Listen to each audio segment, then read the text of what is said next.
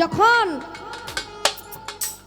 হোসেন আলাইহিস সালাম তিনি যুদ্ধের ময়দানে ছিলেন, যুদ্ধ করছিলেন সেই এজিদের দল বাহিনীর সাথে, হোসেন আলাইহিস সালাম তখন তার ছোট বাচ্চা আলী আসগর,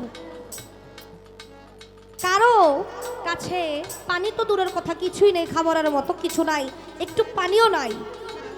এই পানির জন্য শুধু এই যুদ্ধক্ষেত্রের থেকে হোসেন আলাইহিস সালাম তিনি গিয়েছিল সেই এজিদের বাহিনীর কাছে, একটু পানি যদি দেওয়া যাইতো আমি আমার সন্তানরে দিতাম, পানি খেয়ে যেন তার প্রাণ বাঁচে। কিন্তু ইহুদির তা সহ্য হয় নাই। ইহুদি বলতে গেলে তারাও মুসলমান ছিল, ইহুদি ছিল না, মুসলমান ছিল তারা। কেমনে মুসলমান ছিল? যখন হোসেনের শির কাটার জন্য পাষাণ পাঠাইছিল, আমার নবী বলেছিল হোসেনের মাথা থেকে পা পর্যন্ত তার নাতির সে চুমা দিছিল, কিন্তু চুমা দেয় নাই এক জায়গায়, এই গলার এই পাশে, গলার ঘাড়ের দিকে তিনি চুম্বন করে নাই। তখন এই পাষাণ তারে যখন কোপ দেয়, হাতে কোপ দেয় ঠিক হয়ে যায়, পায়ে কোপ দেয় ঠিক হয়ে যায়, তারা সব জায়গায় কোপ দেয়, কিন্তু হোসেনের কিছু হয় না।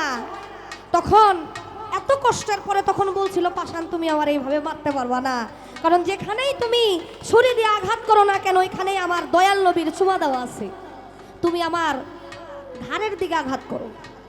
যখন ঘাড়ের দিকে আঘাত করছিল তখন তার শির মোবারক ছুঁইটা গেল। এই শির মোবারক যখন নিয়ে গেছিল তখন বলছিল হোসেন রে মারার পরে আমরা নামাজ আদায় করব। তারাও কিন্তু মুসলমান ছিল, এজিদি বংশধর তারা ছিল।